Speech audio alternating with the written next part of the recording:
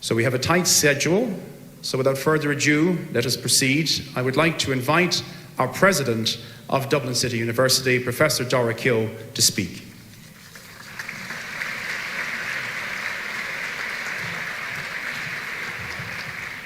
Ultron Zelenskyy, Ambassador, Ara, Gina Ushle, Skilora, agus Dini Galer, Bawahlam Fear Falcha, Queer Roiv, Quigan Okade Specialta Shaw, Helix in you.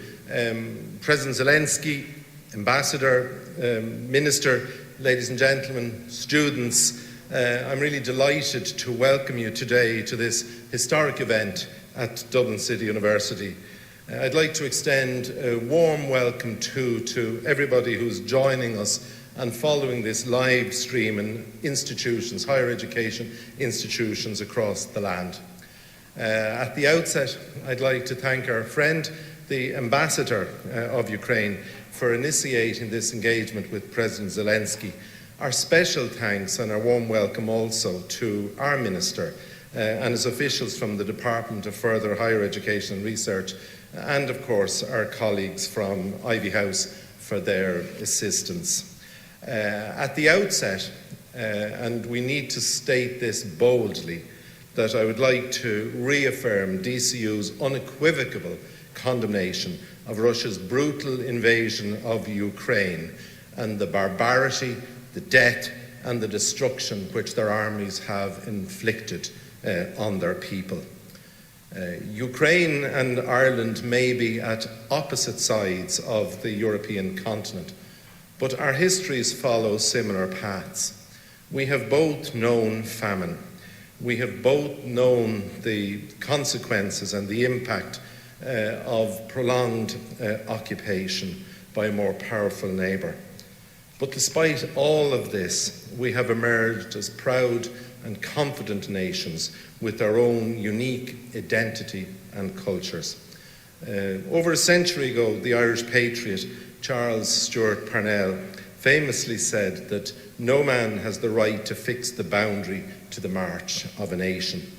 And in launching his brutal invasion, the Russian president falsely believed he could crush Ukraine, not just its sovereignty, but its nationhood.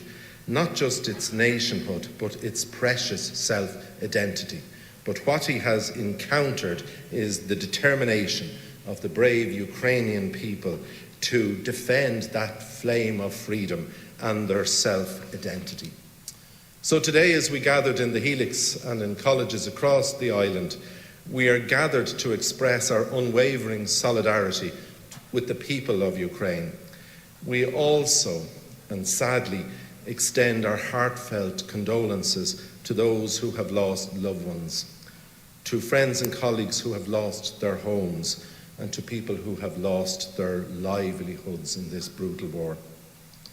In a world that's poisoned by pernicious evils of populism and increasing polarizations, universities like ours have a unique responsibility as bulwarks of democracy and defenders of peace and human rights. This is not just an instinct of ours, but this is an imperative. This is a duty of the university sector.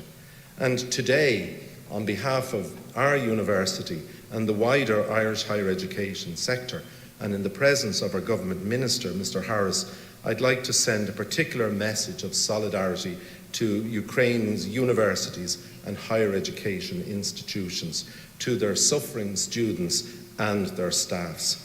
I hope that we will see a time in the near future when Ukraine's academy and students can pursue their studies in peace without the fear of war, death and oppression. It's significant, I think, to note that Ireland's higher education sector has done its bit and made its small but significant contribution in this terrible struggle. That our universities have afforded a welcome to Ukrainian refugees who have fled their homeland. Families have been welcomed into university accommodation, and around 500 Ukrainian students have enrolled in third-level programmes across Ireland. And I understand that 100 Ukrainian higher education researchers are now registered within Ireland. And meanwhile, at DCU, we are especially proud of the academic contribution, the purpose of the university in many ways, the academic contribution of our staff. And I'd like especially to single out Professor Donegal Bakon, who is our host today, and of course our Ukrainian colleague, Dr. Tanya Lockett. They have shared their insights widely, both nationally and internationally, in the media. They have explained the political context and the development and evolution of this brutal war.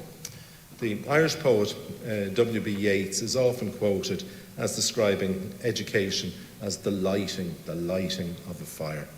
And higher education is about more than that. It's about developing the whole person. It's about igniting passions in the heart. It's about nurturing virtues, and it's about imparting values. It's about sharing and promoting our vision for a better world, not as it was, but as it should be, and as it could be with our cooperation. But sometimes values on their own are not enough. The American writer Maya Angelou famously said that courage is the most important of all the virtues, because without courage you can't practice any other virtue consistently. From the outset of this brutal campaign, President Zelenskyy and his people have been consistent and unwavering in their courage, in their refusal to surrender the values of democracy and human freedoms. And like Theobald Wolfe Tone, the father of Irish republicanism, President Zelenskyy understands that freedom must be had at all hazards. Freedom must be had at all hazards. And he's aware the disruption, but the determination of the Ukrainian people to pursue the cause, the great cause of liberty. So today in the Helix, we join a unique opportunity for all of us to meet with President Zelenskyy, to better understand his values and to reaffirm Ireland's support for the Ukrainian cause.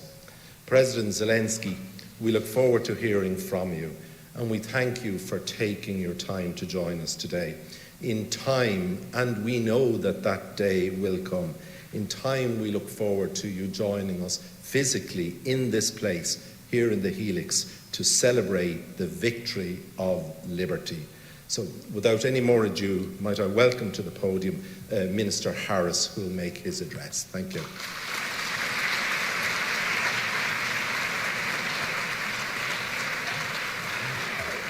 Thank you very much, President Darragh Keogh, and good afternoon, everyone. And I'm really delighted to be here with you this afternoon. I'm honoured to be here with you this afternoon for what I think is genuinely a momentous occasion, as we virtually welcome the President of Ukraine, President Zelenskyy, to address us all. And I really want to thank our good friend, the Ukrainian Ambassador Larissa, for all of your work in bringing this together. When you came to see me during the summer and said the President of Ukraine would like to speak to students in Ireland, and for working so hard to make today happen. I think it's fair to say that this is a moment of history, as President Zelenskyy takes time to speak to students here in Ireland, the future leaders of this country, and to speak to students here in the Helix, but also in 20 other locations right across our country today, students listening in to the President of Ukraine at this truly important time in global history. We all appreciate the time the President is taking to address us today at a time where he is tirelessly leading the fight for Ukraine's sovereignty, but not just that. At the time, he is also leading the fight to defend our democratic values, our freedoms, the concept of sovereignty, and all that we believe in right across the continent of Europe. I really want to thank DCU and President Darragh Keogh and Donegal and all of the team here for working so hard to host today's event and for making sure that it is a success. Since the outbreak of this war, Ireland has been extremely united, extremely clear, and extremely consistent with our neighbours right across the EU in calling out Putin's war in Ukraine for what it is: illegal, immoral, and unjustified. Ireland supports Ukraine's sovereignty and its territorial integrity. And President Zelenskyy, we support you, we support Ukraine, and we support your people 100%. We also, though, are working to support the people who've had to leave Ukraine during the war, People who've had to leave overnight. People who've had to flee their homeland. People who had to leave with just the clothes on their back. And at this stage, our country has welcomed over 63,000 displaced Ukrainian citizens to the shores of this island. We've also tried to provide financial assistance bilaterally and through the EU budget, providing financial support including €20 million in humanitarian aid, €66 million to the European Peace Facility, and €3 million to the International Criminal Court. And let's be really clear about this. Whilst this country is militarily neutral, we are never, ever neutral when it comes to moral or political issues in relation to Ukraine. There is no neutrality when it comes to what's happening by Putin, this illegal, unjustified invasion of a sovereign European country. We'll never be neutral on that matter. We'll continue to support EU sanctions against Russia, and we'll continue to demand that its leaders are held accountable for their actions. And through our membership of the United Nations Security Council, we urge them to immediately end this senseless war on Ukraine. As Minister for Further and Higher Education, Research, Innovation and Science, I am pleased that these sectors perhaps, have worked together to make sure that we can do our bit, that we can make sure that displaced students, researchers and academic staff arriving from Ukraine would be given full support and full access to our education system. Because it is our strong belief that continued access to education is essential for the future of Ukraine. We cannot allow Putin deprive the next generation of Ukrainian leaders of access to education. And we must and we will do everything within our power to help empower Ukrainians to shape a positive, collective future for themselves and for their country. Ukrainians are a proud people, and in my engagements with their embassy here and through the many, many hundreds that I've met right across the country, they are united in their determination to be able to return to and rebuild their homeland as soon as they are able to do so. And by opening our education system, by welcoming them into our system, we want to ensure that that generation has the capacity to rebuild Ukraine back stronger. And through this, we remember the words of Nelson Mandela, because whilst others can fire bombs and rockets and everything else, let's remember Mandela's words. Education is the most powerful weapon with which you can change the world. Through our efforts with universities and colleges across this country, we've enrolled around 500 displaced Ukrainian students into higher education. And we've also enrolled around 15,000 Ukrainian people in further education and training courses right across Ireland. We facilitated over 350 Ukrainian students to sit the equivalent of their Leaving Cert exam here in Ireland, ensuring that they can continue to plan for their future. And we've welcomed researchers from Ukraine to continue their work here in Ireland as well. I must say it is so heartening to see so many students here today and so many students watching in right across Ireland. I think this really says an awful lot about the engagement of students in relation to this war. In addition to those gathered today, these satellite events right across Ireland are providing an opportunity for people to observe the address by President Zelenskyy and participate in this important and historic day. To all of you, though, I say, you're not only standing in solidarity with Ukrainian classmates, you're also standing up for the shared values that we all hold so dear. Democracy, peace, rule of law, and freedom from persecution and tyranny. I know that many people are here today because they have a strong affinity with the people of Ukraine. Many of you are students of history and politics, and today's event is indeed action on both fronts. It's politics and history in action, because our demonstration of our sheer outrage at the plight of the Ukrainian people and the rejection of Putin's war matters. When history is written, let it be clear that we stood up and we spoke out and we supported Ukraine. By joining the international condemnation of war, we're sending a signal, not only to the people of Ukraine, but to Putin and others who would act like him, that violence, brutality, and war will not be tolerated, and that democracy, freedom, will always win through. Gurv Mila Mahagov, Slava Ukraine.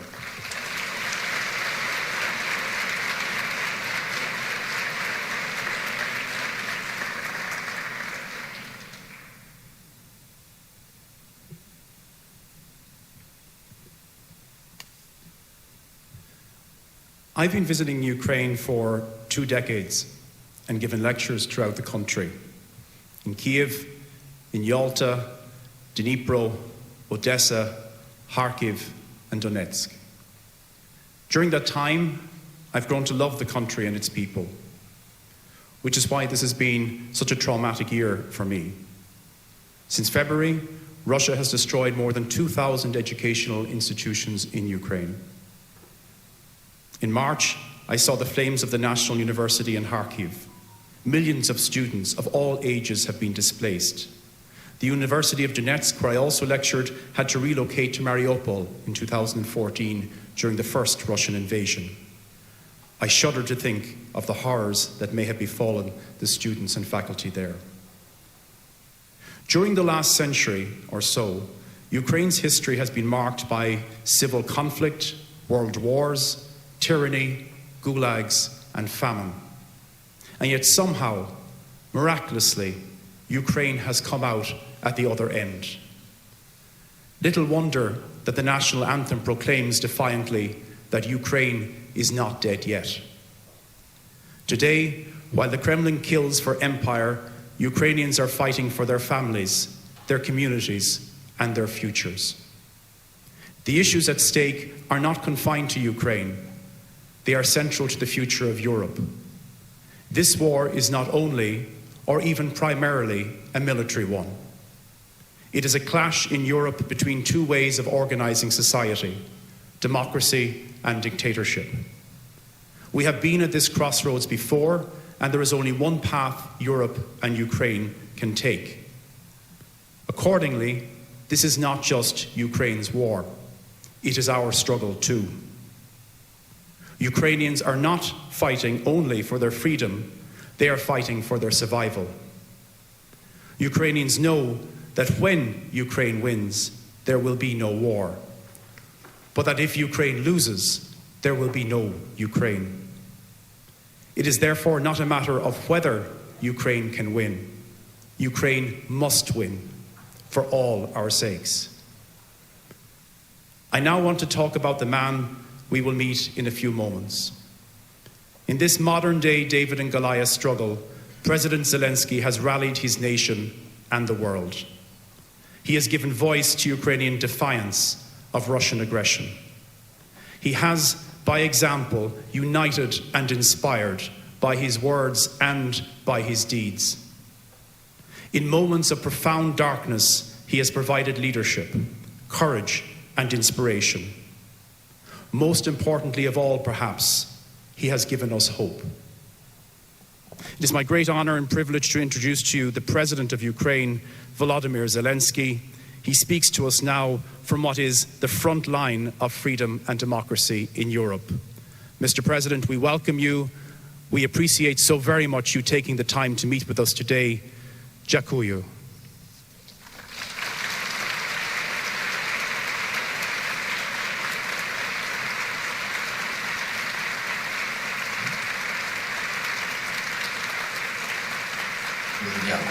Thank you. Dear friends, Mr. Minister, President, and dear students, I'm very glad to welcome you. And as I was preparing for this meeting, I learned that just recently Russia has imposed sanctions against 52 politicians of your country. Now, the reason, because your country supports European efforts to stop Russian terror and to revive the international law. Of course, those restrictions imposed by Russia, they don't really affect anything. It's more of a propaganda thing so that Russian TV could pretend as if Russia is still capable of something, at least in diplomacy. But when I saw this message about 52 politicians, I remembered another number, another 52. It also just recent, and it's also related to sanctions. You know, that's the summit of economically powerful countries had just held in Indonesia. Well, the participants of this summit have agreed on a joint declaration made of 52 points. They're fairly meaningful, I would say, covering many of the existing global problems. Well, formally, the declaration was supported by Russia, but in reality, it violates most of the things mentioned in the declaration. Besides, some of the most vital global problems that G20 intends, or rather declares to solve, they were deliberately created by Russia. So, should you carefully read all 52 points or paragraphs of the Mullally declaration, one can well see why the international pressure on Russia, and more specifically the sanctions pressure, should not only be maintained but strengthened. Russia continues to destroy international relations and human lives and pretends that it is fighting against the destabilization together with everyone else. Here is an extract from paragraph 4 of the declaration. It's important to uphold international law and the multilateral system that guarantees peace and stability. Well, today's era must not be an era of war. Now, and this is when Russia has mobilized all of its resources to not only turn our time into a time of war, but to become the largest terrorist state in the history. Now, paragraph 5 of the declaration, Russia says that it will allegedly work with others to promote energy and market stability. And at the same time, while the summit in Indonesia was still in progress, Russia launches a missile attack against our country, almost 100 missiles, against the energy sector. The next day, there was another missile attack, not only against power plants, but also against gas production facilities. So this is the Russian way of energy stability. Then there is paragraph 13 of the Mullally Declaration. That's all about countering climate changes. Russia allegedly confirms the protection of the environment, but it has already destroyed almost 3 million hectares of forests in our country as the result of aggression. They're simply burned by shelling. And this is just one of thousands of Russian crimes against the environment. Then we have paragraph 22 of the declaration. It says, countries will make every effort to ensure timely access to vaccines, therapeutic and diagnostic products. In fact, hundreds of the hospitals were destroyed by Russian shelling. Most of the territory occupied by Russia, there's no access to medicine at all. Not even to the simplest medicines, not to surgery, not to insulin. And this is Europe. That's 2022. Now, it's all the same for the rest of 52 paragraphs of the Mullally Declaration. Just read this and you see how much Russia is drowned in its own lies and makes it the biggest threat to the world. Let me give you one more example. Paragraph 44. Now, it says, access to education is a human right and a key tool for inclusive and sustainable economic recovery. Do you know how many educational institutions in Ukraine were destroyed by the Russians over 9 months of war? 2,719 were shelled and 332 were completely destroyed, leveled to the ground. I mean, universities, schools. Now, dear friends, Russian aggression does not stop for a single day, just as Russian lies to the world do not stop for a single day. Therefore, international pressure on Russia should not stop for a single day. And this can be done not only by politicians, but also by everyone at their own level. Of course, we need to apply new sanctions against Russia. It's effective. We need a new European sanctions package. Please defend this need at the European level. We need to be active in spreading the truth about the war and the crises it provoked. Now, this is something that all of you can do. Please talk about what is happening and find a convenient format to support these honest and transparent media and bloggers who cover global affairs, as well as Russian aggression in particular. And please look for specific projects that can help our defense and our people the more collective efforts we make, the sooner we will force Russia to leave the territory of Ukraine and fulfill its obligations to the world. I thank you for your attention. I thank you for the support. Thank you, Ireland. Glory to Ukraine.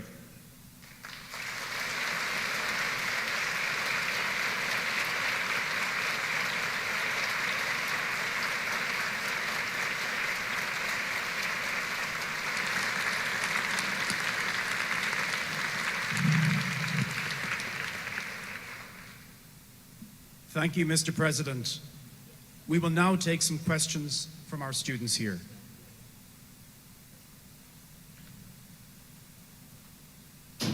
Yes, hello, Mr. President, and thank you for your time today. My question is, how has the invasion impacted universities in Ukraine in terms of the ways it plays out on campuses and the manner in which faculty and students have responded and supported their communities?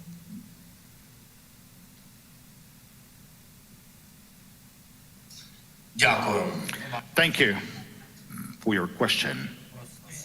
Well, it's a simple, it's understandable question, but the answer would be difficult because the consequences of war are always difficult. Now, what was the response of the students? Let me start by answering the second part of the questions. Well, students are great guys because this is the age of courage, energetic people, and I think the majority of the students, they wanted to become mobilized. You know, we had lines in the drafting stations. It's not like in Russia when they're forcibly mobilizing their people and the students are running away because they don't know what they're fighting for, what they're dying for.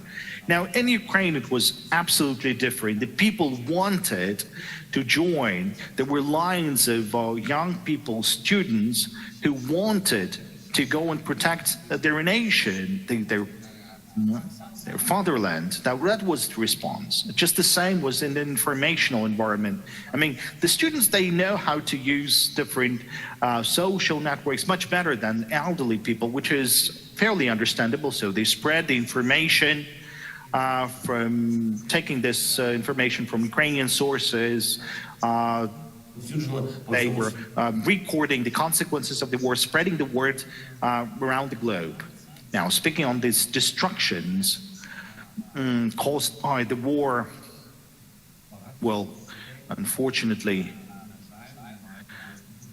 many of the people don't have access to universities, and there are still the occupied territories, and students were leaving the occupied areas to those territories which are under control of the Ukrainian government.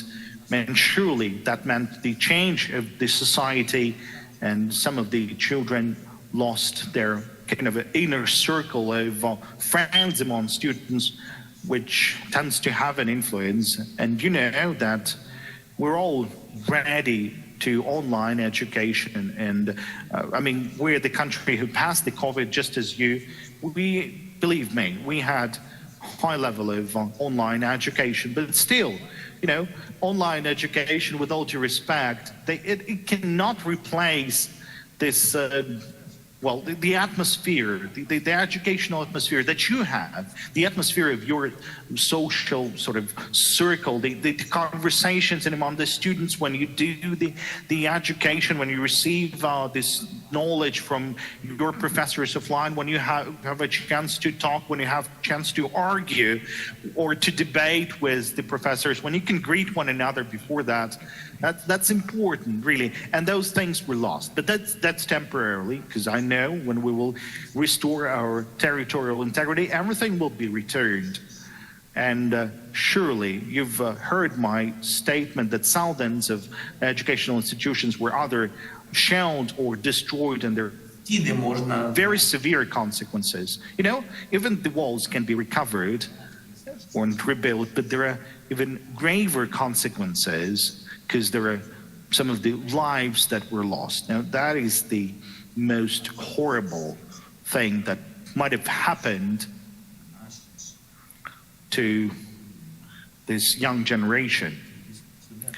I mean, students, when you're a student, you're just starting to leave. That's why any lives lost, that's a great loss for our country as well as for the future.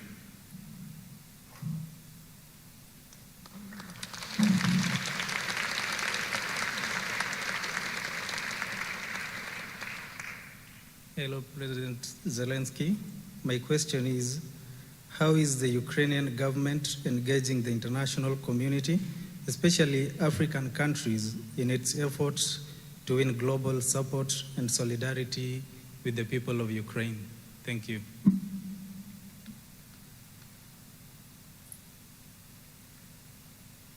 I thank you for this question. That's, one of the key objectives for Ukraine and for me as a president and for our government is to unite the whole world in exerting the pressure upon Russia for it to stop this war, and also on uniting the whole world. Well, in addition to the sanctions pressure, diplomatic pressure, there should be a whole world united in support of Ukraine. It's important also to have a support in the United Nations, because it's a political and diplomatic support, a support in voting and supporting the resolutions. Now, this is where, for us, it's crucially important to have the support of the African countries. And frankly speaking, we don't have really a developed relations between Ukraine and the African countries before the war. And Russia's impact and influence on African countries is greater than the one of Ukrainian, but still we are demonstrating one country after another, like gradually, all the African countries, they starting to realize what has actually happened, that there was a significant disinformation that Russia is the one who is aggressor, that it never returns freedom to anyone, it's not supporting the life, but in fact doing the other one. And there are some of the African countries that support us, and we can see that based on the votes in support of the resolution. We had a record support to the resolution, more than 140 countries who supported this resolution against the Russian aggression, and there were African countries who supported this resolution as well. We've organized this Crimean platform. That's the diplomatic platform for deoccupation of the Crimean Peninsula of Crimea. And there was the support from the African countries. For the first time, some of the African countries voiced their support. So step by step, we're doing that. And it started to happen, I think, when African countries saw when Russia has blocked the Black Sea, and it blocked the supply of grain, of wheat, corn, coming from Ukraine to the African countries, and particularly to those countries which may be facing the famine. And when countries started to see that, when their society started to see that, when they started to feel that, now that's where they started to open their eyes. But frankly speaking, until now, there are some countries to which we've sent the ships carrying grain, so we actually support those countries, we help them. We, developed a corridor in the Black Sea. We've deblocked a part of the Black Sea together with United Nations organizations. We've done that, and we've sent the ships carrying wheat to some countries, and these African countries, they can't see that on the political level, on the level of leaders. So it's a very complicated, I would say, a very significant impact of Russian disinformation on the African continent. So really, it took place over the last 3 decades.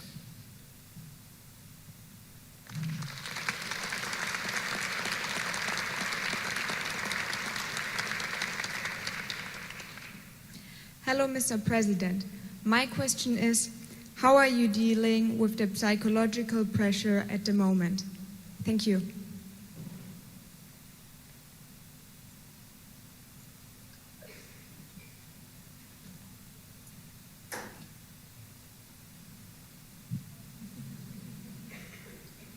Абсолютно нормально. Perfectly normal. It's not a pressure for me. I'm a calm person, tranquil.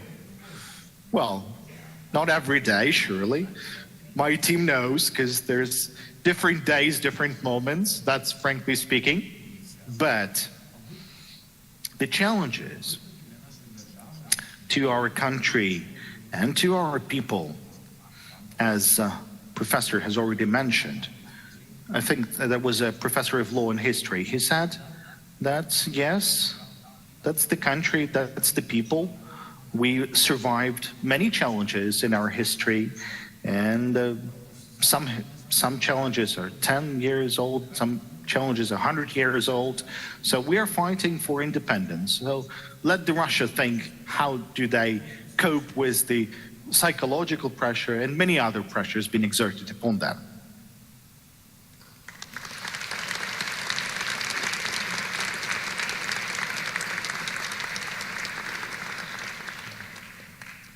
Hello, Mr. President. It is often said that social media is a new frontier of war. Have you found this to be the case?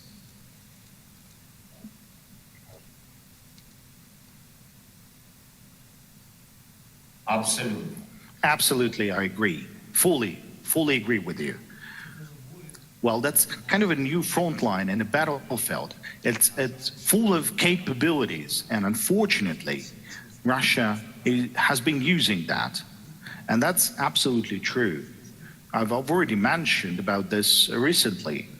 They've spread the disinformation among many African and Asian countries that had powerful impact on Israel, on Germany, and many other European countries. And their TV channels with disinformation have, until recently, worked in the United States and many other countries of the world, spreading this narrative. And it's hard to overcome this narrative because, you know, only the bad information sticks, but anything positive, it's hard to, you know, to spread any positive information in the world. So for the truth to be spread, it's very difficult. It's hard to overcome the false information, the lie information, and it's a component of this informational warfare. We were powerful in the beginning of the war. We realized that we cannot, you know, argue with Russia only with weapons on the battlefield because they have more of those weapons. But in the informational domain, we knew that if we would be able to penetrate this wall, to penetrate this informational lies, if we would be able to overcome this. Now, in that case, we would be able to unite the whole world, and I believe that we did very well. And this is not over yet, but still, well, people can hear us, and the information that we have is becoming a weapon and becoming a powerful weapon. So if Russia had more weapons on the battlefield, but in the informational domain, we've managed to kind of win over them and unite the whole world. And I'm grateful to the whole world and our team that worked in the informational domain. Because, so, as I've told you, that's a sort of a battlefield and its capabilities. And we've been using that as capabilities, Russia as battlefield.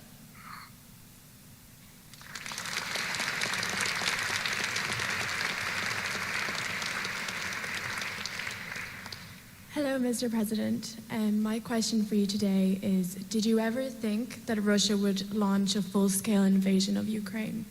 Thank you.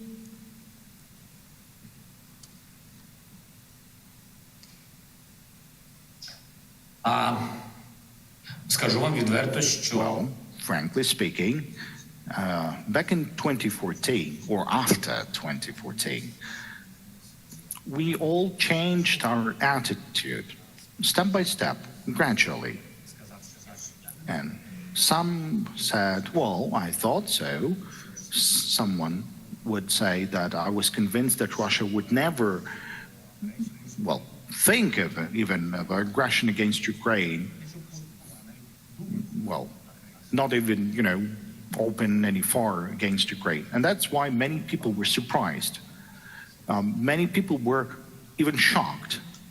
And then it happened that at a certain moment of time, even before the full-scale invasion, there was this feeling that it's a matter of time, really, that sooner or later they're preparing their own society. And once again, it's all about information. So that's true, that's the challenges of the modern days. And they were preparing their own society for their tyranny, for this idea of having Ukraine occupied, destroying the Ukrainian identity, people, language, flag, everything. I mean, so that there would be no country of Ukraine and no Ukrainian independence. And they were preparing information of their own society for many years. And when they found that they've already prepared their population, their society, they started this occupation. So occupation starts with, with occupying the brains of their own society. They started that informationally, and when they did this, they started issuing passports, and they had this for many years in the Crimean Peninsula, and then gradually they did so, and then step by step, institutionally, they had more and more impact on Ukraine. They had more political influence on the Verkhovna Rada of Ukraine. And only after that, having prepared all the prerequisites, they started this occupation.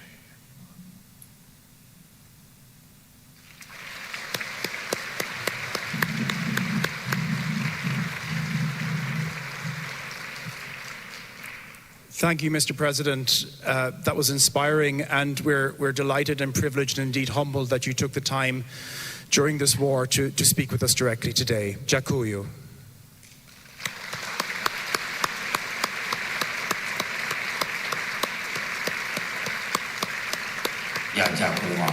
And I thank you.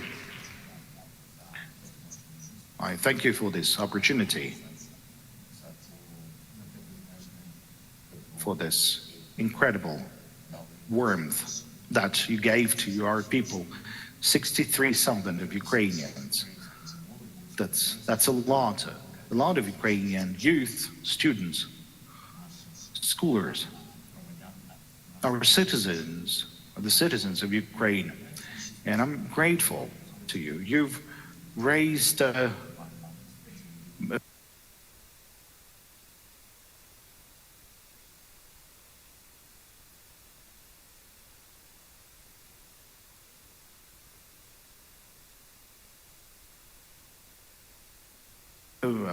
many interesting and important aspects. Mr. Minister have mentioned really important things.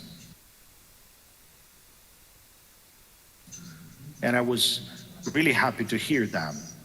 And our citizens of Ukraine will also be able to hear your respect to Ukraine, to our citizens. Many of you have been to Ukraine in the past.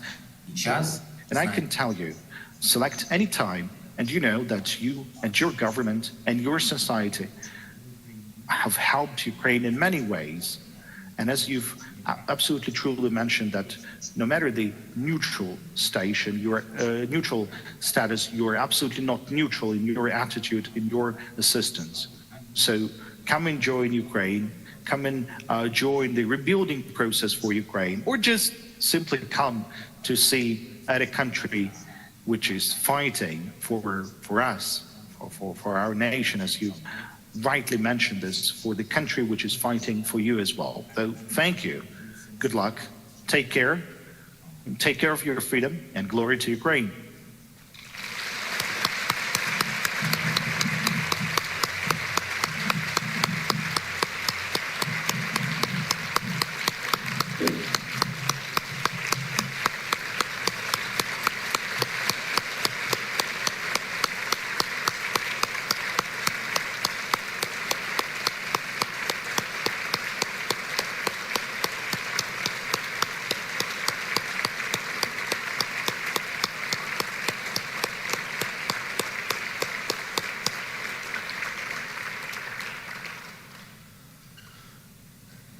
No. I still really can't believe that what has happened has already happened. I mean, it's indescribable, as you know, reading the news every day, what's happening in Ukraine. 10 million people are without electricity and power as they enter the winter. And the fact that the President of Ukraine took the time today to meet with us, I think is extraordinary and remarkable, and I think it's a day we'll never forget. And it is a historic day, I think, in the annals even of Ireland's relationship with Ukraine. I would like to now invite the Ambassador of Ukraine to Ireland, Larissa Harasko, to address us. Ambassador Harasko has had to undertake a task that no person should have to, defending her country abroad while it suffers daily from a brutal invasion. So, Your Excellency, I'd like to now invite you to come here and speak.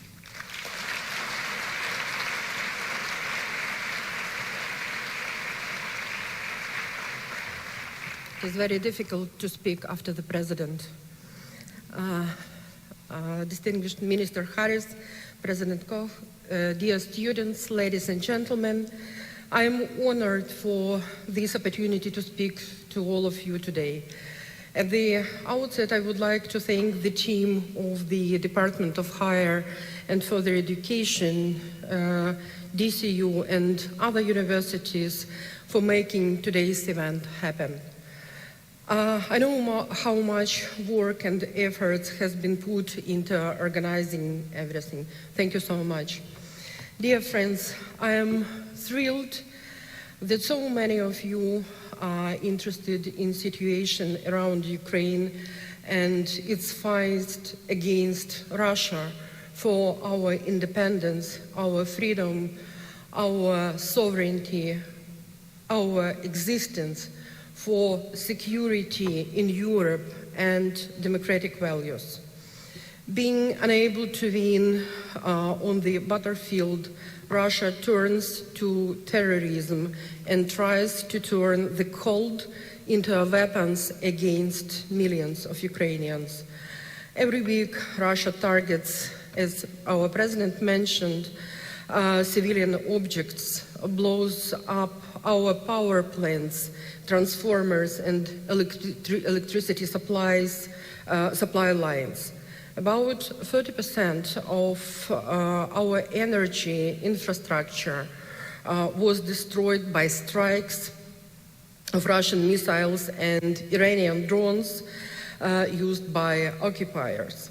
Nearly 10 million Ukrainians are left without electricity, without heating and communication, just imagine. And the winter in Ukraine, it's really cold winter.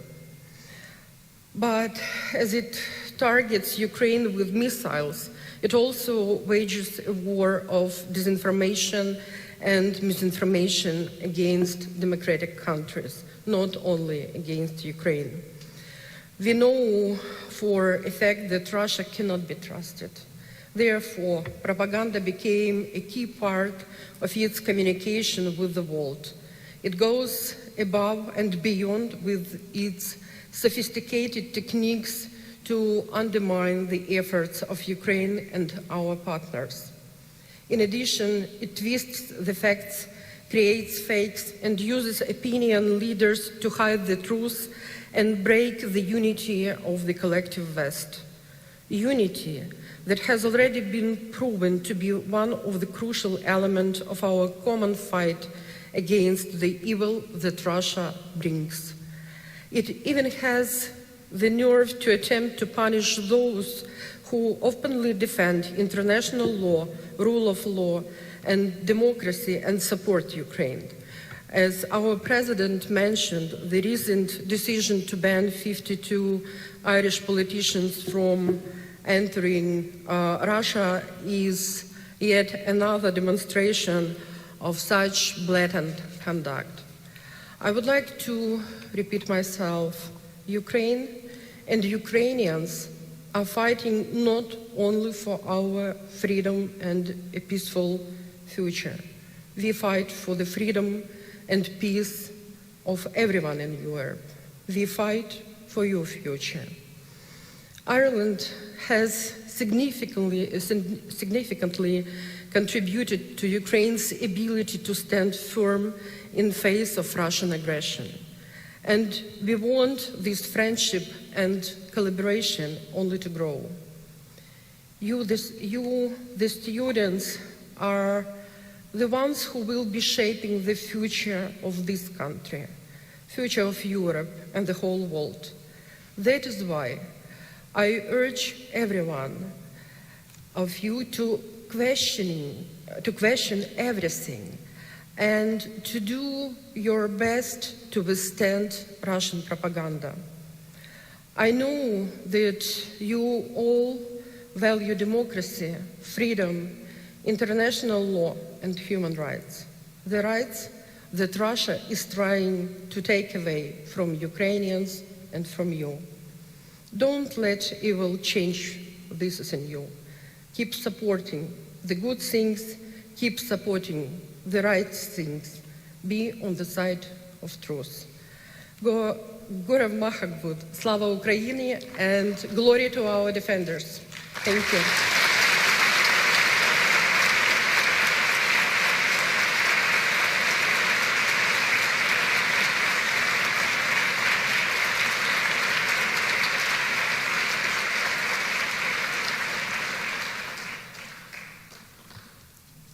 The world has been in awe of Ukrainians' heroic defense of their homeland.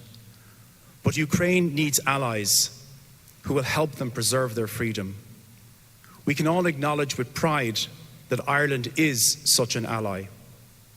However, Vladimir Putin's biggest potential weapon is our indifference.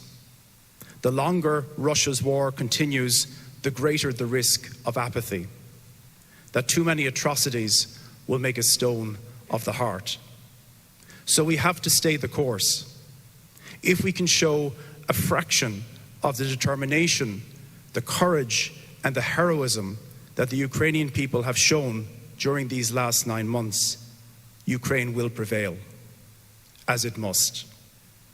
Thank you for coming here today and for your interest in the fate of Ukraine. Slava Ukraina, glory to Ukraine.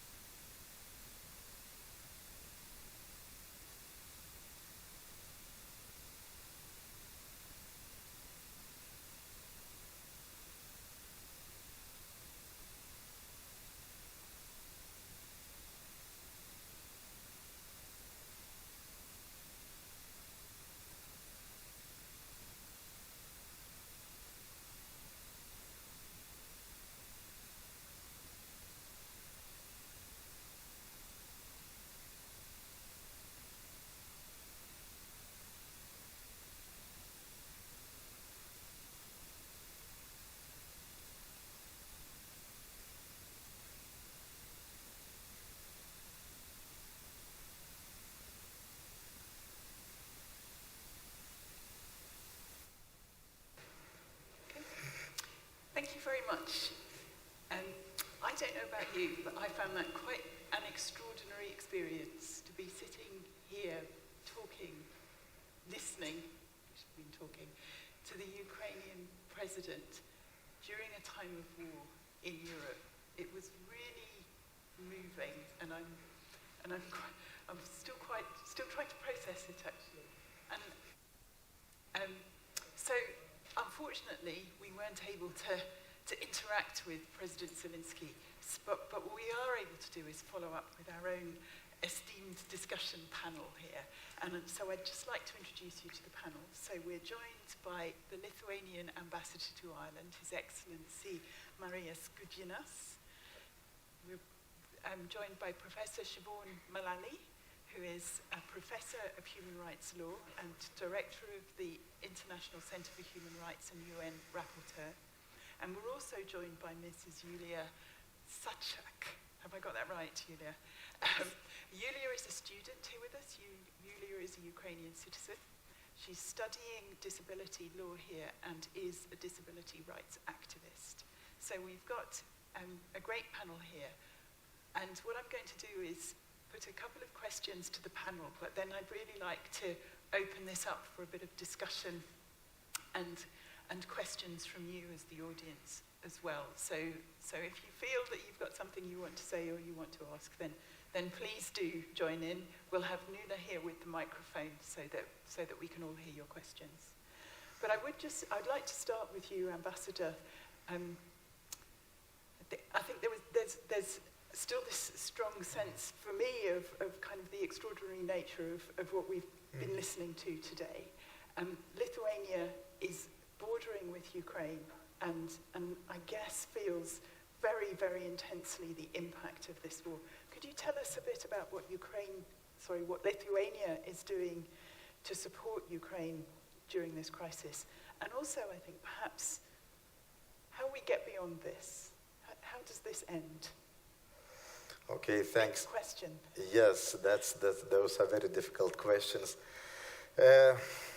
It's really very difficult to speak after the president of Ukraine, but I would say nowadays it's a president of the free world, the president who's fighting for the free world, and what my colleague, Ukrainian ambassador, has said.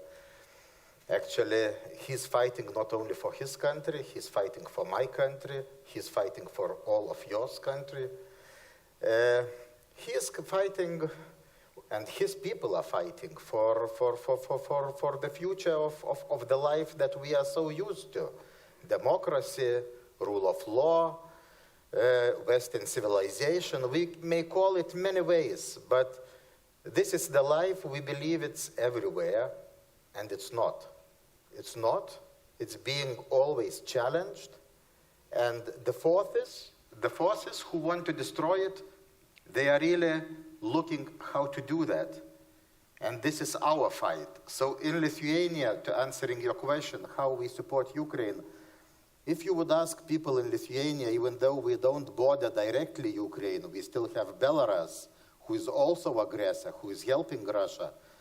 Ukraine is being attacked from the territory of Belarus. So talking about Russia, responsibility of Russia, we have also to remember that it's also Belarus.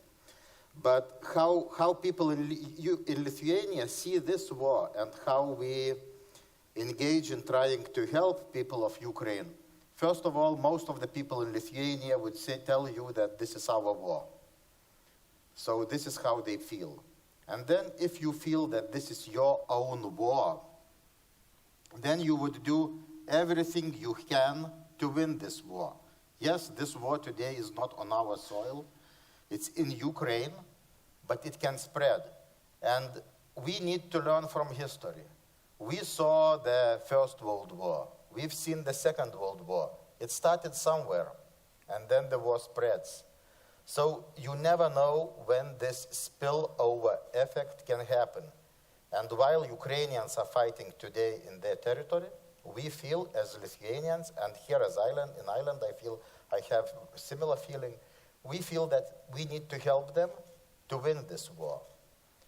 They are the ones who are dying, and they are the ones who will define what this victory means. Of course, every war ends with some kind of diplomatic solution. I am a diplomat, and I know that at the end you need to sit at the table of negotiations and to have some peace deal.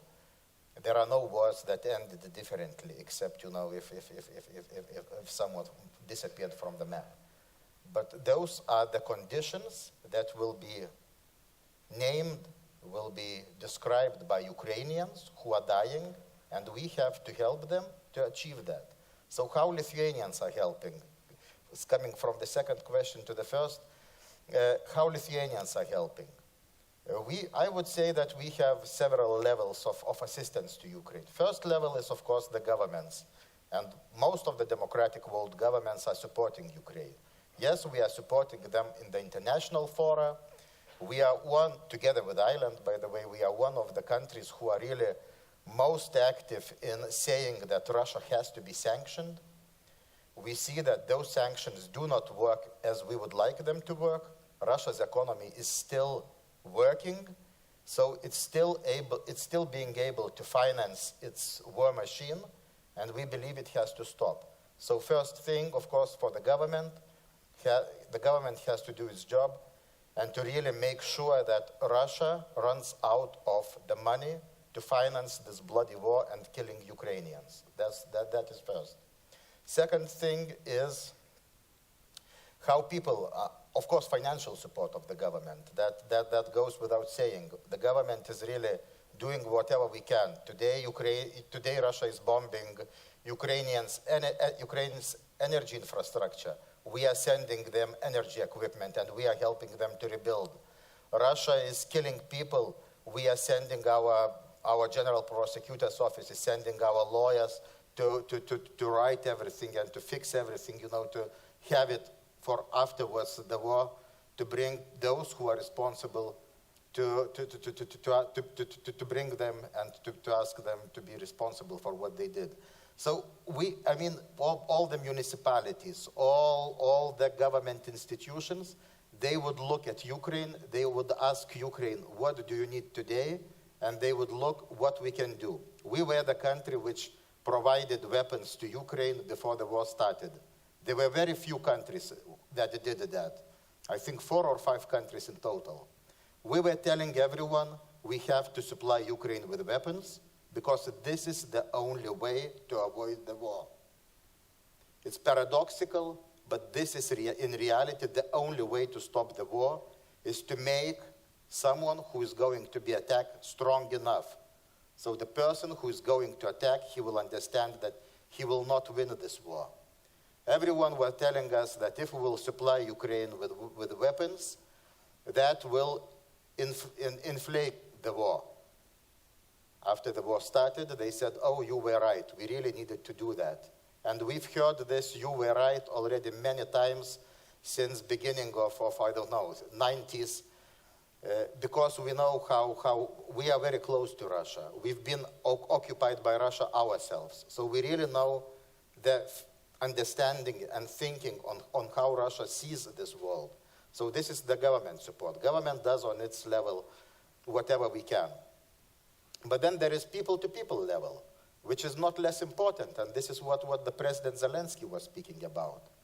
So Lithuania was the very first country where people said that, of course, we are helping refugees. A lot of refugees are coming, like to Ireland. We have around 70,000+ people, Ukrainian people in Lithuania. And we opened our homes, so they are living in our homes. We are helping, we are supporting them. We are supporting families who stayed in Ukraine.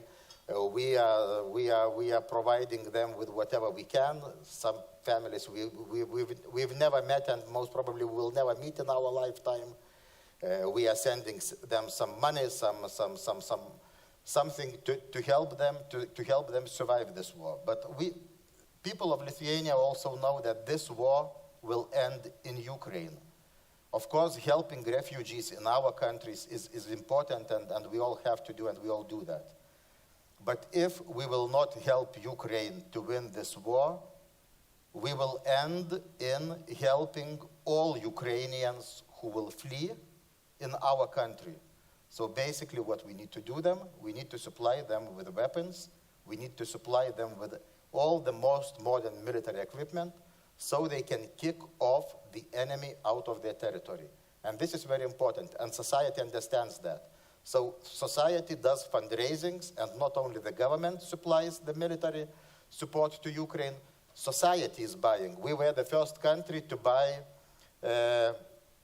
military drones to Ukraine, and this was a fundraiser.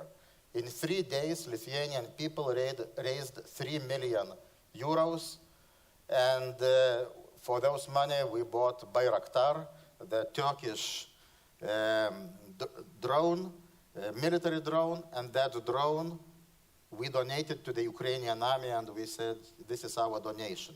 Ukraine was celebrating its birthday, its Independence Day recently. We said we need to supply you with more kamikaze drones. Those drones that can fly on their own, they don't need people, and they can destroy enemy close. Today we have a fundraiser which is ongoing when we are buying the ship, kamikaze ships or whatever, that would help Ukrainians to destroy the fleet. We need to help them to destroy the places from where the rockets are flying on the cities, because we will not have enough, energy equipment to rebuild everything which is destroyed and destroyed and destroyed every day.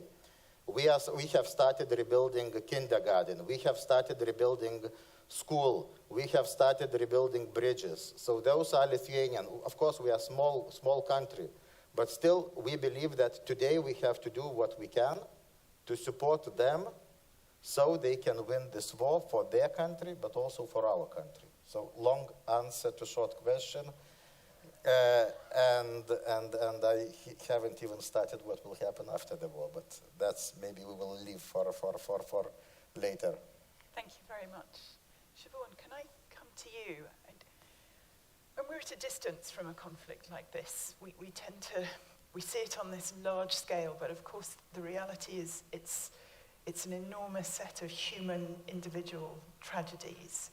And I think there's a sense of wanting to feel that at the end of this there's going to be some level of accountability, and that there should be some process that deters this from happening again. And really,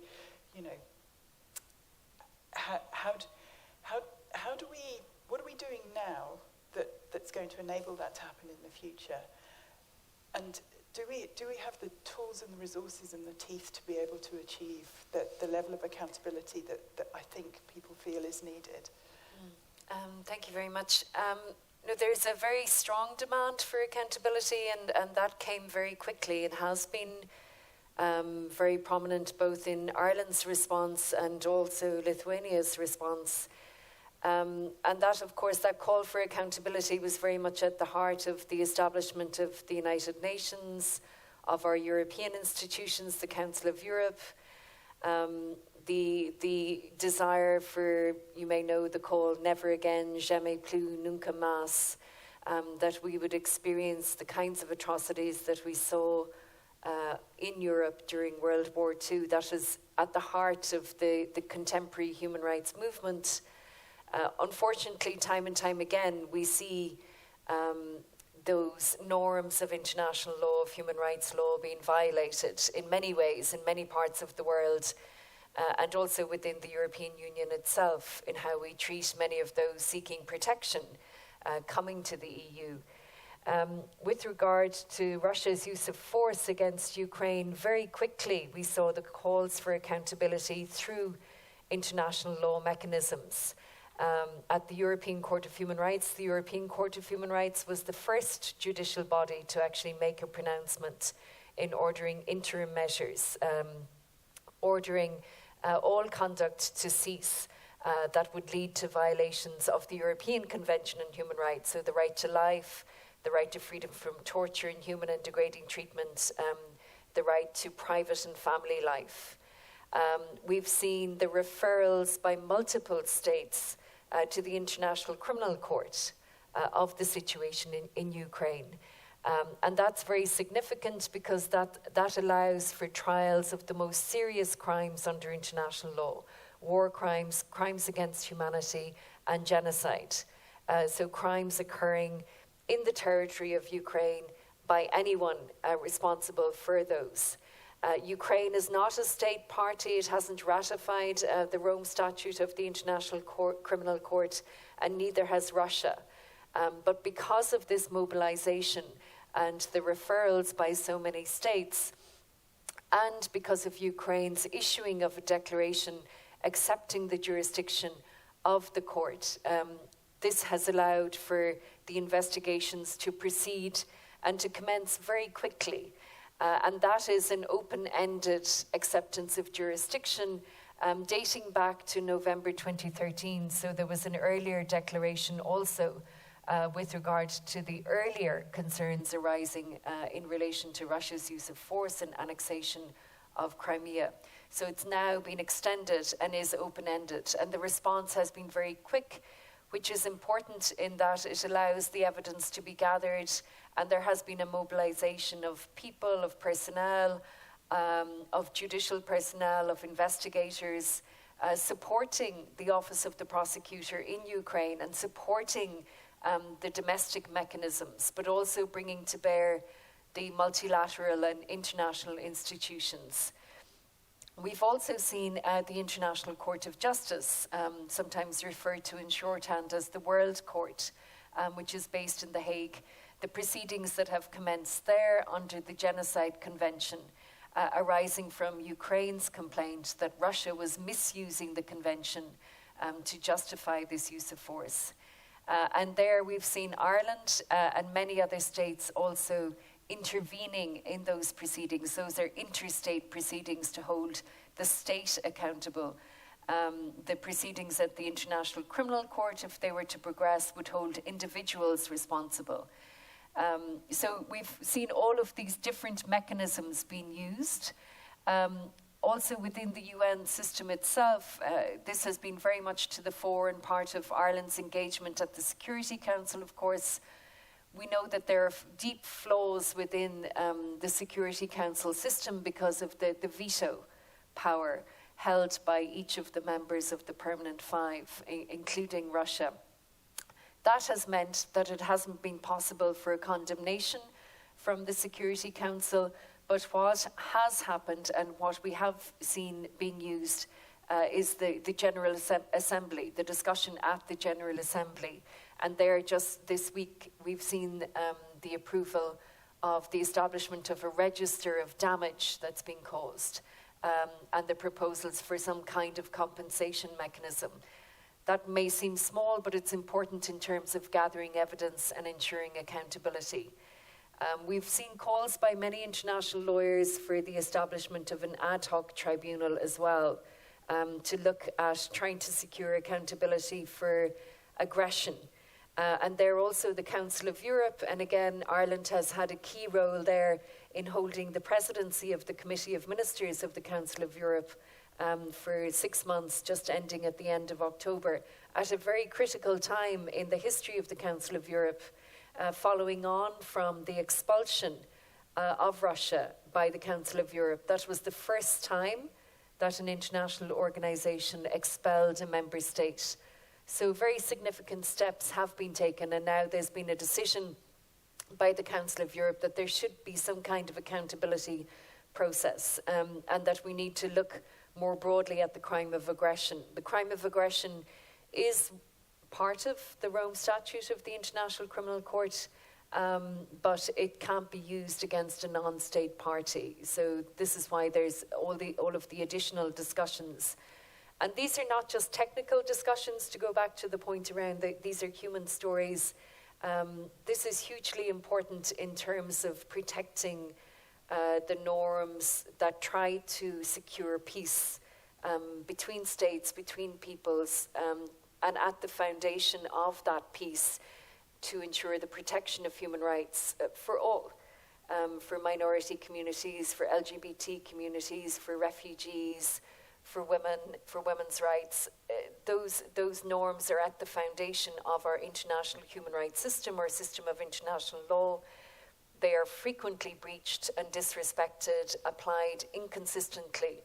But that's why it is so important that we work together to try to support those and to respond when there are violations, to ensure investigations and accountability. So that has been important, that kind of mobilization, the commitment to investigation, to ensuring accountability, which is important also for prevention. And I think what has also been important in terms of how the European Union responded was the invocation of the Temporary Protection Directive, so that those fleeing Ukraine, all persons fleeing Ukraine, would be given temporary protection in any member state of the European Union. It was the first time that that had happened. The European Union did not invoke the Temporary Protection Directive previously, when we had people fleeing other wars from Syria, Afghanistan, when there were failures of protection. So it's important that they have stepped up now, that the European Union has stepped up, and that it is recognized that this is an important system of protection that must be extended, so that those fleeing Ukraine are not left in a situation of uncertainty and limbo and are given protection and the possibility of restarting lives here while waiting and hoping to return home. So I think there have been important steps. Of course, it's a flawed system.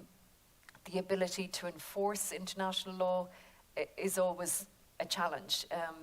But that doesn't say that we should step away from trying to protect the norms that underpin international law, which are essential to protecting our shared humanity and our aspiration, at least for a universal system to protect human rights.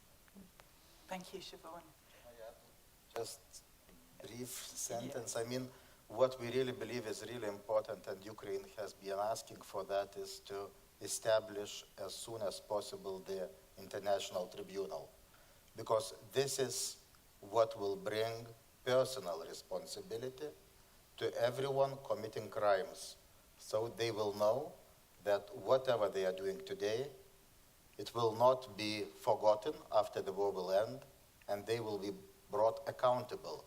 And this is, I think, Lithuania is one of those countries which is standing very strongly behind this idea, because this is the signal, first of all, to those who are today orchestrating the war. The war will end, and of course there are people, maybe, with low education who don't understand that, but the people who are making decisions today, they need to understand that the same way as we had it after the Second World War, there will be a tribunal which will bring everyone, and that means everyone, accountable who had played one or another role in orchestrating and in carrying all the conflict. Thank you. Yuliia, can I come to you? I'm very mindful that you're a Ukrainian and you're in contact still with many people in Ukraine and many refugees from Ukraine. And we have seen a recent change in the Russian strategy to knocking out power supplies and making it very difficult for Ukrainians still in Ukraine to continue with any level of normality in their lives. And I noticed on the news last night that snow has started falling in Ukraine and it's going to get very, very cold.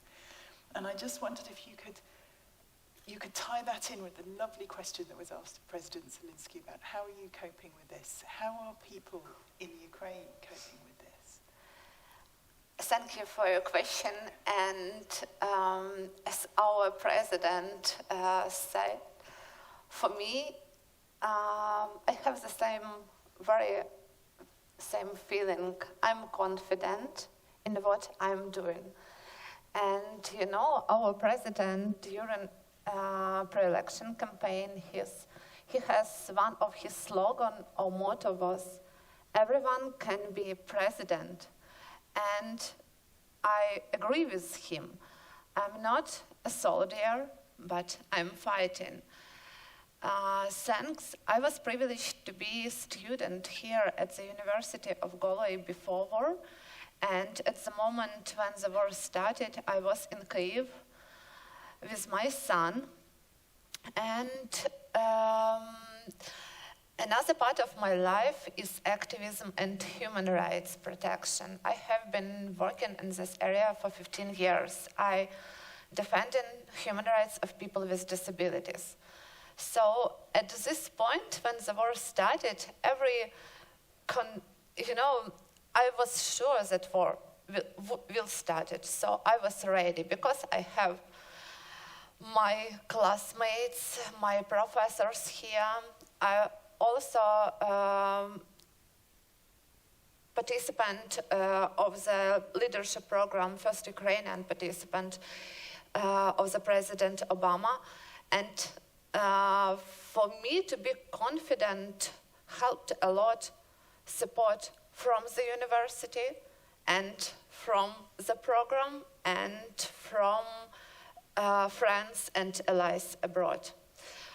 One of the first letter and message when the war started, and I was sitting on the ground in my kitchen, my son was sleeping, and I didn't know what to do. I wrote to my professor and to other friends abroad. And,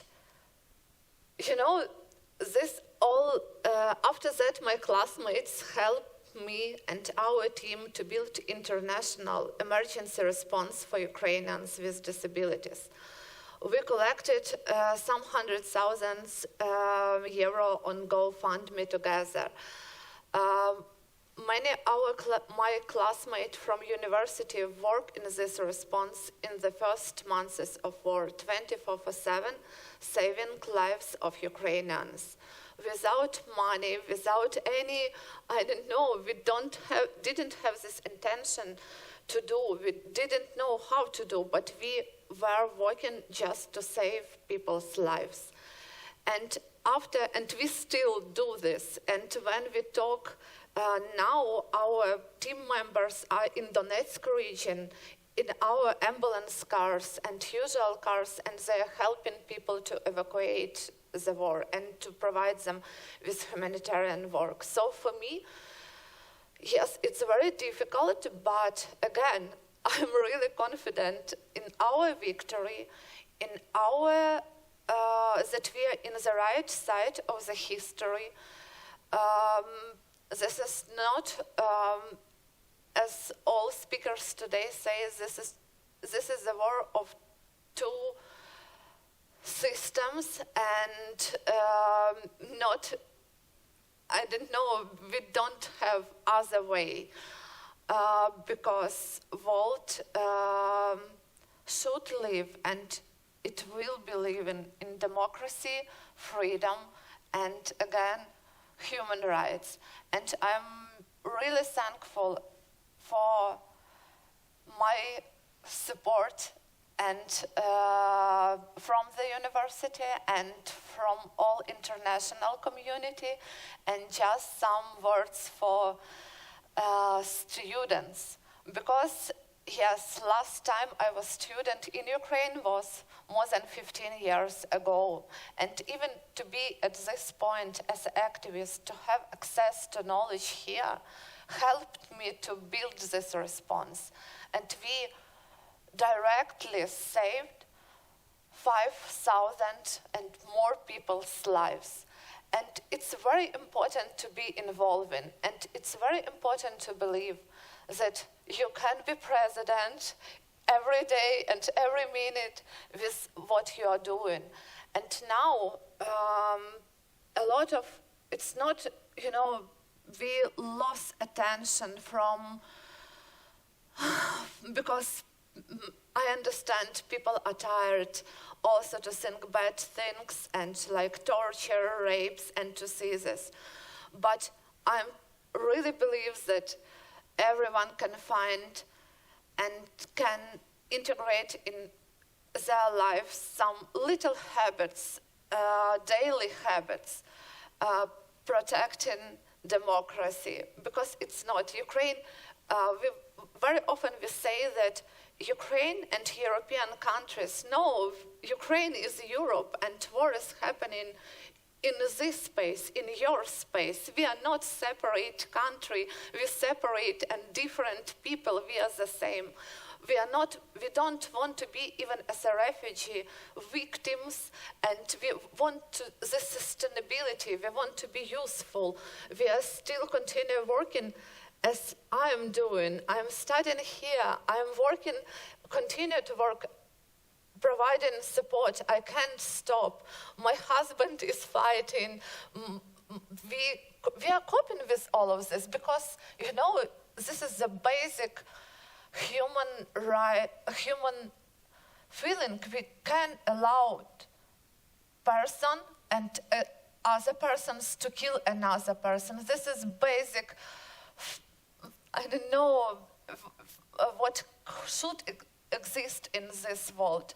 So again, daily habits and to find appropriate for everyone way to support and to demonstrate and to be responsible again for democracy. Because when we talk about responsibility and accountability, yes, we talk about crimes, but again, all of us have this responsibility to protect democracy, and we have to do it every day. We can't allow evil to win, and hopefully all Ukrainian students who are also now there, we are really very thankful. We are really very thankful for this opportunity to have access, to learn, to, and again to be useful. We want to be here in Ireland and in other countries. We want to make our European society, community better as well. Thank you. Thank you, Yuliia. Actually,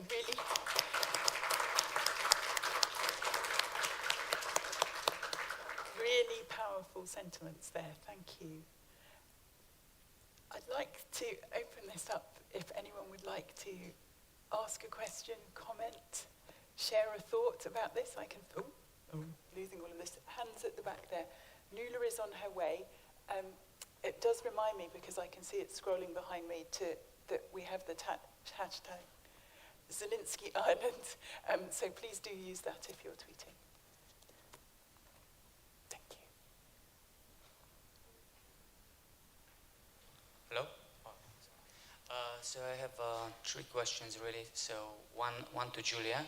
Are there any here in Galway actions or crowdfundings that the people from around here could support and contribute, especially to people who are based now, to Ukrainian refugees who are based in Galway and surrounding Galway, like, you know. One to Professor Mullally, which is, since Russia never declared war and it's still a military operation, how is that going to change any, I hope, any trials that will come after this invasion, and how will the international court deal with the non-state actors like Wagner Group? And the last one is to His Excellency.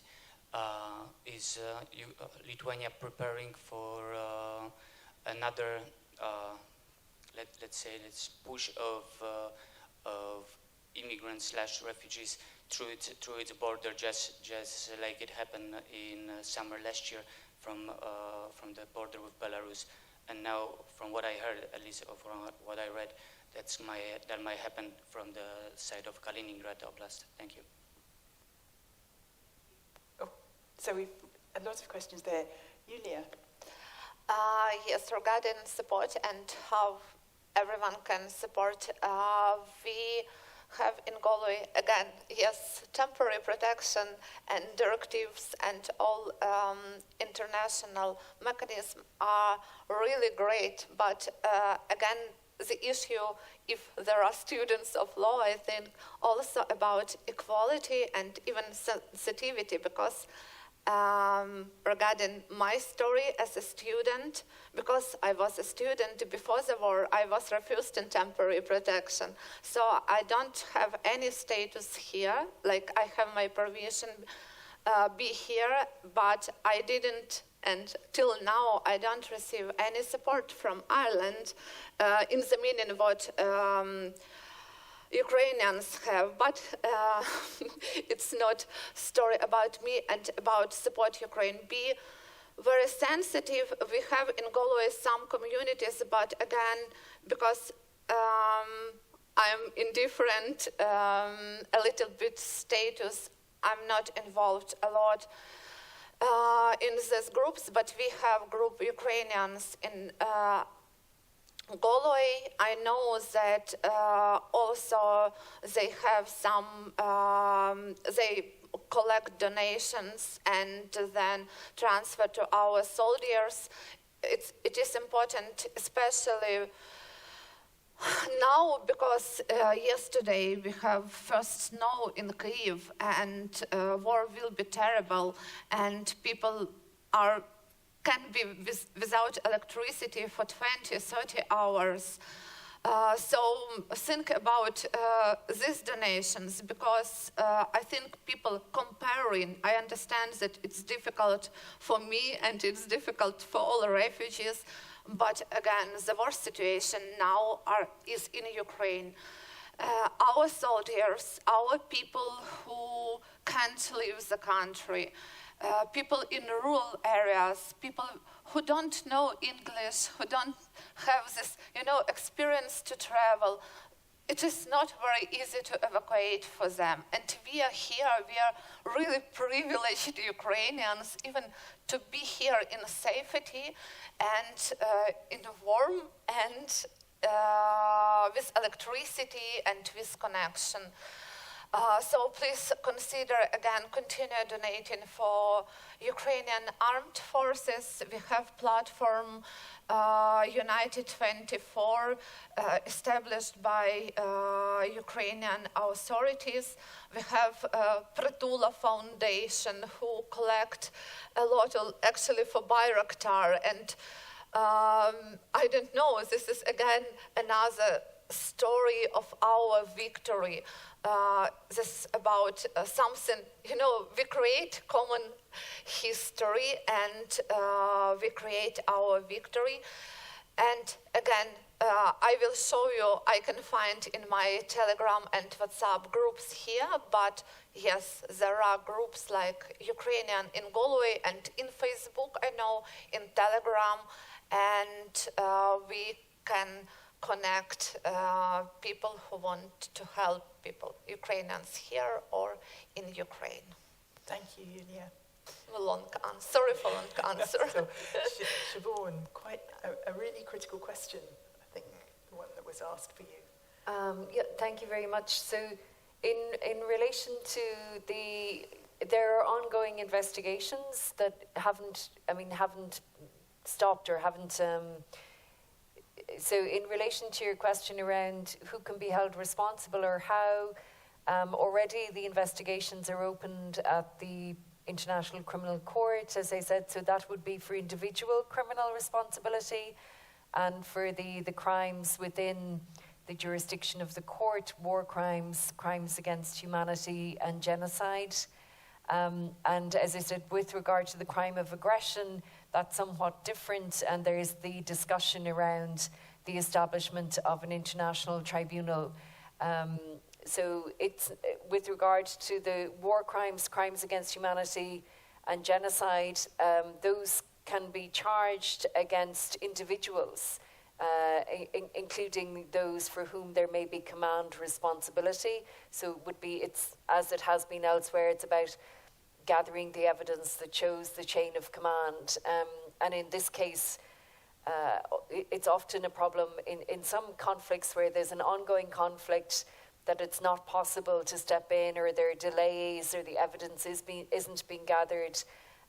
The response has been quicker here, and there's more capacity to gather that evidence and to build and develop the investigations. So that is ongoing and is happening. With regard to the crime of aggression, as I said, it's somewhat different. So there isn't an obstacle as such to that, other than the gathering of evidence, the progress of investigation, and as always, how that will ultimately progress, or who will be brought to trial, or who will be held responsible, we don't know yet. But the steps have been taken and are being taken. The fact that Russia haven't officially declared war and are conducting a special operation isn't an obstacle to this process. It's not necessarily. So, I mean, and there's a whole range of different processes ongoing. I mentioned the International Criminal Court, that's already started.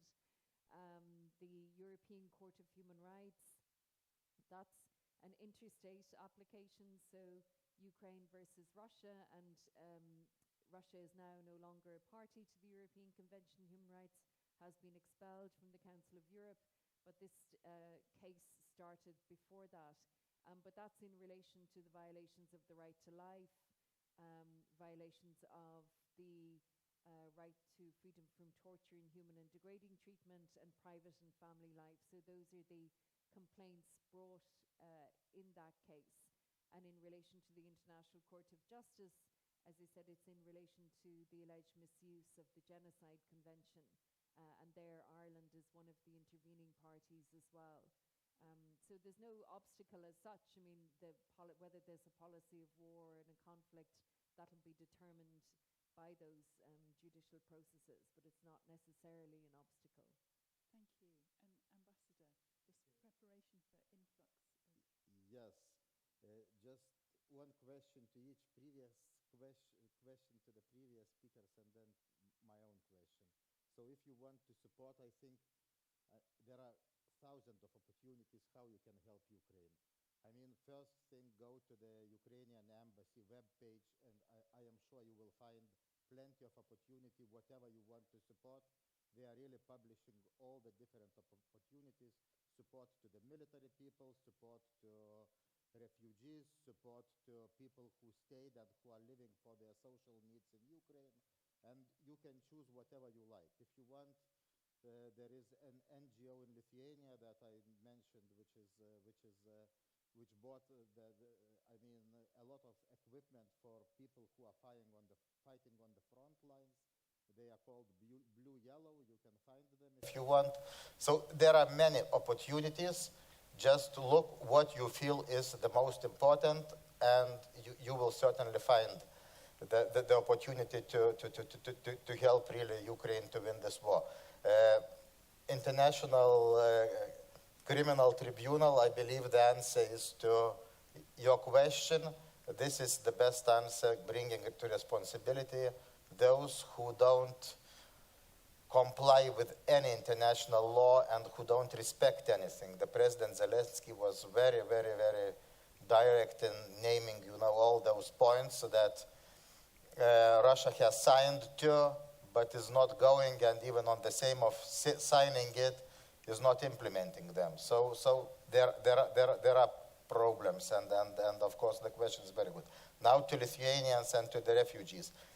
Historically, Lithuania was always the safe haven for those who are freedom fighters, who fight for democracy. So many years ago, when Belarus decided to squeeze all the democratic rights to their people, we have allowed the last free university, which was at that time functioning in Belarus and was closed by Lukashenko regime. We allowed them to open in Lithuania, and they brought their teachers and their students, and since then a lot of students had got their education in Belarusian university, which is in Lithuania. We are accepting those who are asking asylum for political reasons, be it from Russia, be it from Belarus. If they are freedom fighters, if they have a record, if they were really fighting and there is a threat to their lives, people of LGBT community from Chechnya, where there is, a big risk for their lives. So there are a lot of those who are seeking really political asylum. They have for many years until now, and they are still finding their safe place in Lithuania. Yes, we are expecting that there might be a new wave of refugees from Ukraine. Russia is doing all they can to make it happen. And when you asked the question, our Ukrainian friend, how you feel, or the president was asked, Ukrainian president was asked, how you feel psychologically, I think we have to ask ourselves this question. Because when we listen to radio, when we, watch TV, when we do other things, in my country, in this country, in many countries in Europe, we hear a lot of complaints. The gas prices, got up 20 cents, this got up by that, this got up, by that amount. So we are complaining. We have to ask ourselves, what is our psychological health? Not the Ukrainian president. They are fighting day and night. And I believe if they would be given this opportunity to pay more for gas or for oil, but to have, bombs not falling on their heads, they would pay not 20 cents, not 50 cents more. They would pay, I don't know, 10 euros per liter more. We are privileged. We don't really feel that because we always lived in a safe haven, and we believe that's, how it should be. So yes, we are preparing for new influx of people, and if they will need to find help, of course, we have really constraints the same way as Ireland has. You have accepted quite a lot of people here from Ukraine, the same with Lithuania, but I think we have to be ready if the new wave of people are coming to open our doors again of our homes and to have not one, not two, but maybe 4 people in our homes. This is our contribution to the war, and we have to stop complaining. That's what I believe. And we have really to understand that this is our participation in protecting what we have. So this is our price we are paying, that bombs are not still falling on our heads. That's my long answer to a very short question. Thank you. There was another question from a gentleman at the back there as well. Hi, thanks Becky, and thanks very much to all the organisers for this. It's a real privilege to be here, to be able to listen to President Zelenskyy and the guests here today. In the run-up to this, I was asking my friends and my kids, I'm going to meet President Zelenskyy on Friday. I was saying, what will I ask him? Have you any questions? And the interesting thing was that nobody could come up with a question because the whole thing is so profound and, in many ways beyond just normal, everyday comprehension. But I suppose if I was on the spot today and I did get the chance to ask President Zelenskyy a question, I was going to ask him, and the ambassador has touched upon it already here in the last question, but I was going to ask him about his thoughts on Belarus, because I actually find it very interesting, the whole context of the invasion of Ukraine, in the sense that there was an uprising in Belarus in 2020, which was put down with the explicit help of Putin and the Russians, and there was very little done outside in the European Union or in the wider world to help ordinary Belarusians. So it's very interesting to me to find out what Ukrainians and indeed President Zelenskyy, what their thoughts on ordinary Belarusians are at the moment and how they see it fitting into what's going on there at the moment. Also because a couple of weeks ago, if I understood correctly from the news and media, Putin put Lukashenko under a little bit of pressure about a month ago to invade from the north, and Lukashenko didn't take the pressure and managed to avoid helping the Russians there. But I'm just interested in the whole context of that, and in the context of the Russian invasion of Syria also, in the way that he propped up a dictator there during a time when the people were rising up. And is this something that goes through the thoughts of Ukrainians in their fight today, and indeed neighbouring countries like Lithuania? So I just wonder if anyone on the panel might be able to help me with trying to contextualise Belarus and seeing if what's happening in Ukraine can fit into a wider picture, maybe where some similar mistakes are not made, or mistakes of the past can be acknowledged. Thank you. Well, that's a big question, and I think that question of the wider picture is very relevant to where we find ourselves now, isn't it? Who would like to pick that one up? Ambassador? Okay, I can try to answer, even though I believe for Ukrainian president, maybe Ukrainians have to answer it. But yes, indeed, I mean, we have to say very clearly, today Belarus is aggressive country, is aggressor. They participate in the war. They allow their territory to be used for launching of rockets. The army of Russia invaded Ukraine, Kiev, from the territory of Belarus, so they have to be held accountable, not less than Russia.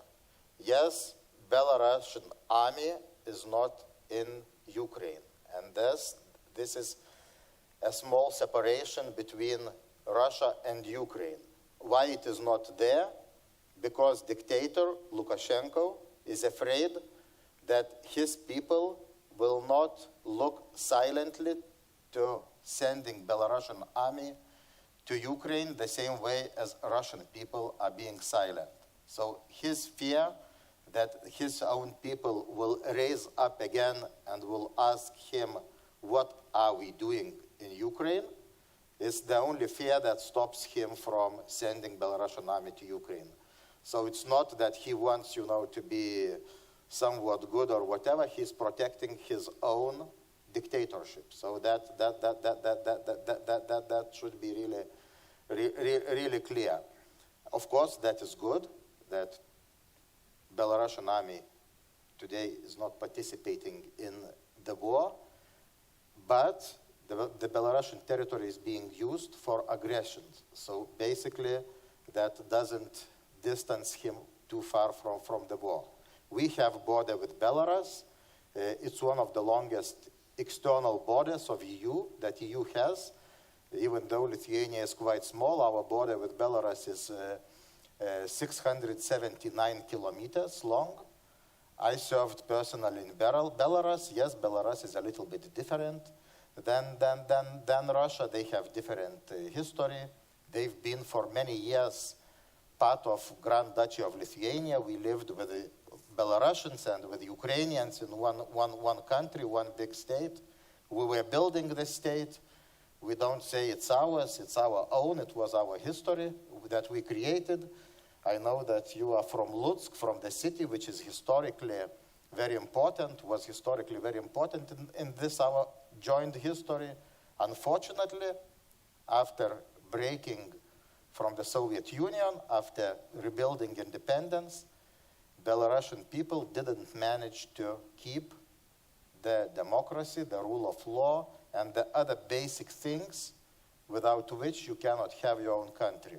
So today, I believe that those Belarusians who are really progressive, they are praying every day that Ukraine would win the war, that Russia would lose the war. So they have their new chance to get back their own country.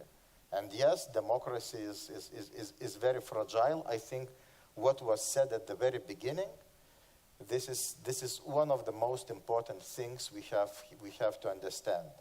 If you read Freedom House reports, which are published each and every year for the last 17, I don't know, 15 years, the level of democracy, state of democracy in the world has fallen. Each and every year, we had less and less and less democracy in the world. So the world that we have and we enjoy is not so evident. It's shrinking. And for those countries who still believe this type of life is something we want for us and for our kids, we have to stand up, to unite, and to fight for it. So I hope Belarusians will have their chance, because of brave Ukrainians, to get back their land. But this is what each and every generation has to do, to protect freedom, to protect your liberties, democracy, and to hand it to your children and to ask them to do the same. And that's the only recipe for normal country. Thank you. I am, with great regret, going to have to draw this to a close because we said that we would finish at 2:30. So I just want to close with a couple of thank yous. So I hope when you came in, you noticed the table with the work of Lindsay Myers and her students in the booklets, I Want to Speak Ukrainian, which is a project which is all about helping Ukrainian students, school children enter primary schools and build bridges between Irish and Ukrainian students. That's a fantastic project. In relation to what you might want to look out for, our students here are about to launch an appeal to send Christmas gifts to children in Ukraine. So look out for that, and please do contribute to that. So thank you very much for coming. But in particular, I would about like to support. Sorry, about support, because as usually, and I'm Yuliia. activist, and I forgot to tell. Yes, if you want to support our organization, who all this month is doing again evacuation, accommodation, sheltering, assistive technologies, we by looking and provide people with wheelchairs, hearing aid. A lot of people losing their hearing sight and etc. So if you want directly to support our organization, Fight for Right, you can find on GoFundMe. And something about inspirational about support, again from my own experience, being here and people who are here, be a little bit more sensitive. We are really in the situation, we are in crisis, again, mental health and something, I don't know, like that. And for me, and I think also for my son, and for many, again, Ukrainians, not to feel that you are here just only formally, just because this is a rule of law.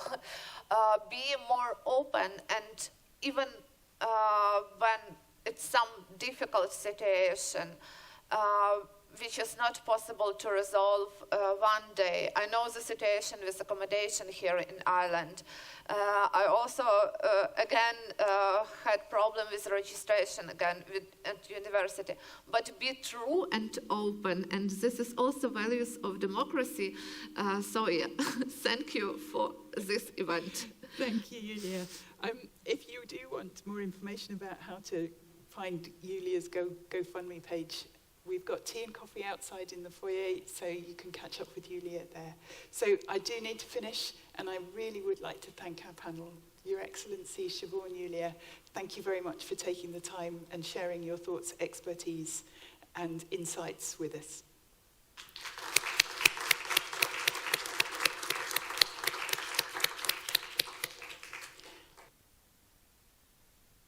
Beautiful country.